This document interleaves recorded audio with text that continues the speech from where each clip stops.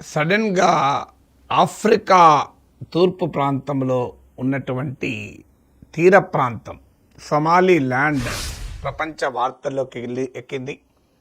ప్రపంచంలో కొత్త geopolitical flash పాయింట్గా మారింది. ఎందుకు మారింది?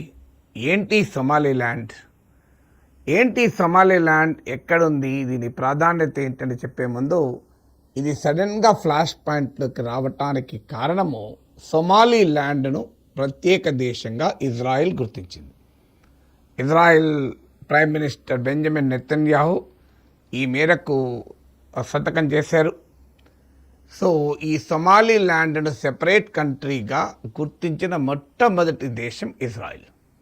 ఇప్పటి వరకు సొమాలి ల్యాండ్తో అమెరికా, ఇజ్రాయెల్, తైవాన్, ఇథియోపియా లాంటి దేశాలకు ఒక రకంగా సంబంధాలు ఉన్నవి. కానీ మొదటిసారి దీన్ని ఒక ఇండిపెండెంట్ కంట్రీగా ఇజ్రాయెల్ గుర్తించింది. ప్రపంచంలో మరే ఇతర దేశం కూడా సొమాలి ల్యాండ్ను సెపరేట్ కంట్రీగా గుర్తించలేదు.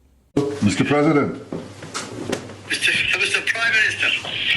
It's good to talk to you. And before anything else, I want you to know that I'm signing now, as we speak, Israel's official recognition of Somaliland and its right of self-determination. Our friendship is seminal and historic. So I'm very, very happy and I'm very proud of this day. And I want to wish you and the people of Somaliland the very, very best there. Israel prime minister ప్రకటన చేశాక India కూడా గుర్తిస్తుందని పెద్ద ఎత్తున వార్తలు వచ్చాయి. కానీ ministry of external affairs ఈ రిపోర్ట్స్ను డిస్మిస్ చేస్తూ these are all misleading reports అని వ్యాఖ్యానించింది. ఇక ప్రెసిడెంట్ ట్రంప్ కూడా ఇజ్రాయెల్ చర్యను తప్పుపట్టాడు. చాలా ఇంట్రెస్టింగ్ కామెంట్ చేశాడు. Does anybody know very Somaliland అని టిపికల్ ట్రంపియన్ స్టైల్లో మాట్లాడాడు. ఇది ఎక్కడ ఈ సొమాలి ల్యాండ్ అనేది ఎక్కడుందో ఎవరికైనా తెలుసా అన్నాడు. వాస్తవానికి సొమాలి ల్యాండ్ ప్రాంతంతో అమెరికాకి ఇప్పటికే సంబంధాలు కూడా ఉన్నాయి. సో ఏంటి కాంట్రవర్సీ అనేది వివరించే ముందు అసలు సొమాలి ల్యాండ్ హిస్టరీ ఏంది? సొమాలి ల్యాండ్ వాస్తవానికి సొమాలియా దేశంలో ఒక భాగం, northern part of Somalia. So ఈ సొమాలి ల్యాండ్ అనే ప్రాంతమేమో బ్రిటిష్ పాలనలో ఉండేది. మిగతా సొమాలియా ఏమో ఇటాలియన్ ఆక్రమణలో ఉండేది కొలోనియల్ కాలంలో. 1960లో ఈ రెండు ప్రాంతాలు ఏకమై రిపబ్లిక్ ఆఫ్ సొమాలియాగా ఏర్పడ్డాయి. కానీ సొమాలియాలో అంతర్యుద్ధము, గందరగోళము, ఎందుకంటే అధికారము రాజధాని మగదీషు, దీని సొమాలియా కంట్రీ క్యాపిటల్ మగదీషు. సో అధికారం సొమాలియాలో ప్రభుత్వాలు సెంట్రలైజ్ అయిపోయి నార్థన్ పార్ట్ ఆఫ్ సొమాలి ల్యాండ్గా పిలువబడే ప్రాంతంలో మేము నిర్లక్ష్యానికి గురవుతున్నాము, మేము వివక్షకు గురవుతున్నాము అన్న భావన పెరిగింది. సో 1980sలో సొమాలియా అల్లకల్లోలంగా క్యావోస్లో ఉన్న సమయంలో, పొలిటికల్ అన్సర్టనిటీ, ఇన్స్టెబిలిటీ ఉన్న సమయంలో సొమాలి ల్యాండ్ 1991లో ఆ సివిల్ వార్ నుంచి బయటకు వచ్చి ఒక సెపరేట్ కంట్రీగా ప్రకటించుకుంది 1991లో. సొమాలియా ఇప్పటికీ గందరగోళంగా క్యావోటిక్గా ఉంటే సొమాలి ల్యాండ్ మాత్రం రిలేటివ్లీ స్టేబుల్గా ఉంది, మల్టీ పార్టీ డెమోక్రసీ ఉంది, పీస్ఫుల్గా ఉంది. సో సొమాలి ల్యాండ్ 1991 నుంచి for all practical purposes independent దేశంగానే వ్యవహరిస్తుంది. ప్రత్యేకంగా పార్లమెంట్ ఉంది, ప్రెసిడెంట్ ఉన్నాడు, ఎన్నికలు జరుగుతాయి, సెపరేట్ కరెన్సీ ఉంది, సెక్యూరిటీ ఫోర్సెస్, సొంత భద్రతా బలగాలు ఉన్నాయి. So for all practical purposes 34 yearsగా సెపరేట్ కంట్రీగానే ఉంటుంది, ఇండిపెండెంట్ కంట్రీగా.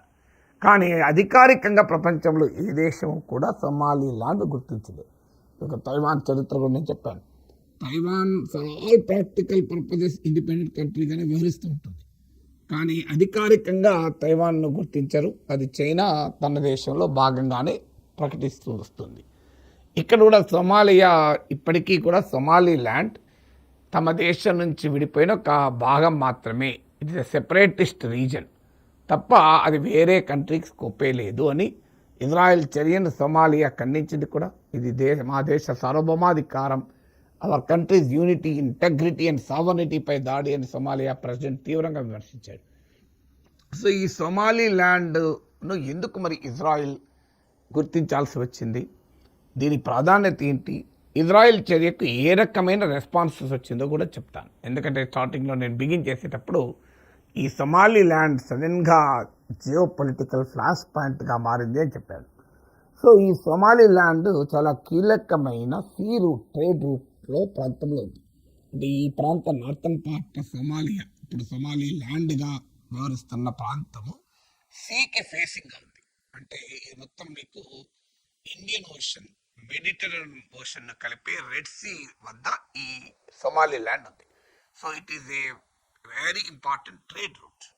సో సొమాలి ల్యాండ్ ఉన్నటువంటి ఈ ప్రాధాన్యత రీత్యా ఆ దేశం ప్రపంచానికి సిగ్నిఫికెంట్. ఎందుకంటే one of the busiest trade routes in the world. ప్రపంచంలో సముద్ర ద్వారా జరిగే ట్రేడ్ రూట్స్లో ఇది ఒక బిజియెస్ట్. ఎంత బిజియెస్ట్ అంటే మీకు 2017 అంచనా ప్రకారము ప్రపంచవ్యాపితంగా సముద్ర మార్గంలో రవాణా అయినటువంటి చమురులో, ముడి చమురులో నియర్లీ 10% ఈ ప్రాంతం నుంచే వెళ్ళింది. Nearly 10%, 9 to 10%. సో అంటే మీరు ఎంత కీలకమైందో ఆలోచించండి. సీబార్న్ ఆయిల్ ట్రేడ్లో నియర్లీ 9 to 10% ఈ ప్రాంతం నుంచి వెళ్ళింది. ఇది ఆసియా, ఆఫ్రికా అలాగే యూరోప్లను లింక్ చేసేటువంటి ఒక కీలకమైన ట్రేడ్ రూట్. ఇండియన్ ఓషన్ను, మెడిటరేనియన్ ఓషన్, మధ్యధరా సముద్రం, హిందూ మహాసముద్రాలని రెడ్ సీ కలిపేటువంటి ఒక కీలక ప్రాంతం ఇది. అందువల్ల దీనికి గ్లోబల్ ఇంపార్టెన్స్, సెక్యూరిటీ రీత్యా, ట్రేడ్ రీత్యా ఇంపార్టెన్స్ ఉంది. మరి ఇజ్రాయిల్ ఎందుకు రికగ్నైజ్ చేసింది? సో ఇజ్రాయిల్ రికగ్నైజ్ చేయడానికి ముఖ్యమైనటువంటి కారణం నేను ఇంతకుముందు చెప్పిన సొమాలి ల్యాండ్కున్న జాగ్రఫీ. సో ఇది రెడ్ సీ పైన వెళ్తున్న పడవల పైన ఇప్పటికే హూతీ తిరుగుబాటుదారులు, యెమెన్లోని హూతీలు దాడులు చేస్తున్నారు. అందువల్ల రెడ్ సీలో ఇజ్రాయిల్ నిరంతరం హూతీల దాడులు ఎదుర్కొంటోంది. సో అందువల్ల ఈ ప్రాంతంలో తనకొక బలమైన మిత్రదేశం ఉండడం అనేది ఇజ్రాయిల్కి అవసరం. అందువల్ల సొమాలి ల్యాండ్ను గుర్తించింది. అలాగే ఇప్పటికే అబ్రహాం అకార్డ్లో భాగంగా వివిధ అరబ్ దేశాలతో ఇజ్రాయెల్ నార్మలైజేషన్ ప్రాసెస్ ఉంది. అందువల్ల సొమాలి ల్యాండ్లో కూడా ఉన్నటువంటి ప్రభుత్వంతో సొమాలి ల్యాండ్ను గుర్తించడం ద్వారా ఈ అబ్రహాం అకార్డ్ స్పిరిట్కి అనుగుణంగానే చేస్తున్నాం మేము, ఈ ముస్లిం నేషన్స్ కూడా గుర్తిస్తున్నాం అనేది ఇజ్రాయెల్ వాదన. సో రెండవది ఏంటంటే ఇక్కడ మీకు కీలకమైన ట్రేడ్ సిగ్నిఫికెన్స్ కూడా ఉంది కనుక సో ట్రేడ్ రీత్యా కూడా తనకు ఉపయోగపడుతుంది అనేది ఇజ్రాయెల్ ఆలోచన. సహజంగానే ముస్లిం కంట్రీస్ చాలా తీవ్రంగా స్పందించాయి. ఆర్గనైజేషన్ ఆఫ్ ఇస్లామిక్ కంట్రీస్, పాకిస్తాన్తో సహా 20 కంట్రీస్ ఇజ్రాయెల్ చర్యను తీవ్రంగా ఖండించాయి. సో ఇప్పటికీ సొమాలిలాండ్లో యునైటెడ్ అరబ్ ఎమిరేట్స్, ఇథియోపియా లాంటి దేశాలు ఇప్పటికే భారీగా ఇన్వెస్ట్ కూడా చేస్తున్నాయి. కానీ ఆర్గనైజేషన్ ఆఫ్ ఇస్లామిక్ కంట్రీస్ తీవ్రంగా ఖండించింది. ఆఫ్రికా దేశాల ఆందోళన ఏంటంటే ఒకసారి ఇలా ఒక వేరుపడ్డ భాగం, సెపరేటిస్ట్ వేర్పాటువాద ప్రాంతాన్ని గుర్తిస్తే ఇది ఆఫ్రికాలో అనేక దేశాల యూనిటీ అండ్ ఇంటెగ్రిటీని దెబ్బతీస్తాయి. ఇలాంటి గొడవలు ఆఫ్రికాలో చాలా ప్రాంతాల్లో జరుగుతున్నాయి, కాంగోలోను ఇతరత్ర. సో ఒకసారి సొమాలియా నుంచి వేడుపడ్డ ఒక భాగాన్ని ప్రత్యేక కంట్రీగా ప్రపంచం గుర్తించడం మొదలు పెడితే ఆఫ్రికాలో చాలా దేశాలు ముక్కచెక్కలవుతాయి. ఇది కెన్యా నుంచి మొదలుకొని కాంగో వరకు ఇది తమ ఇంటెగ్రిటీకి ప్రమాదము అనేది African organisation for African union ఆందోళన. But for Somaliland it is a big victory. ఎందుకంటే ఇజ్రాయెల్ రికగ్నిషన్ అనేది ప్రపంచంలో పెద్ద అడ్వాంటేజ్. ఫస్ట్ కంట్రీ, ఏదో చిన్న కంట్రీ కాదు. సో టెక్నాలజీ రీత్యా, డిఫెన్స్ రీత్యా చాలా బలమైన దేశం ఇజ్రాయెల్. సో ఇప్పుడు ఇథియోపియా తో యుఏఈతో ఆల్రెడీ మంచి బలమైన ట్రేడ్ రిలేషన్స్ ఈ సొమాలిలాండ్కి ఉంది. ఇప్పుడు ఇజ్రాయెల్ కూడా అగ్రికల్చర్ నుంచి టెక్నాలజీ వరకు వివిధ రంగాల్లో సొమాలిలాండ్తో మాకు సన్నిహిత సంబంధాలు పెట్టుకుంటామని బెంజమిన్ నెతన్యాహు ప్రకటించాడు. సో ఇస్లామిక్ ప్రపంచంలో కూడా పుల్లబెడుతూ తన ప్రయోజనాలు కాపాడుకోవటానికి ఇజ్రాయిల్కు ఇదొక అవకాశం. అందుకే ఇస్లామిక్ దేశాలు, టెర్రరిస్ట్ ఆర్గనైజేషన్స్, వివిధ ఇస్లామిక్ రాడికల్ గ్రూప్స్ కూడా ఇజ్రాయెల్ చర్యను తీవ్రంగా ఖండించాయి. ఇంట్రెస్టింగ్ ఏంటంటే ప్రెసిడెంట్ ట్రంప్, యూరోపియన్ యూనియన్ లాంటివి కూడా ఇజ్రాయెల్ చర్యను ఏమీ సమర్థించలేదు. ఎందుకంటే దీని గ్లోబల్ ఇంప్లికేషన్స్ ఉంటాయి కనుక, జియో పొలిటికల్ ఇంప్లికేషన్స్ ఉంటాయి కనుక ఖండించలేదు. కానీ ఇజ్రాయిల్ ఉంది అంటే దాని వెనకాల అమెరికా ఉంటుంది అనే భావన కూడా కలుగుతుంది. అందువల్ల సొమాలి ల్యాండ్ ఇది సెలబ్రేటింగ్ మూమెంట్, ఇజ్రాయెల్ గుర్తింపు. అయితే భారతదేశం మాత్రం సొమాలి ల్యాండ్ గుర్తించడం లేదని చాలా స్పష్టం చేసింది.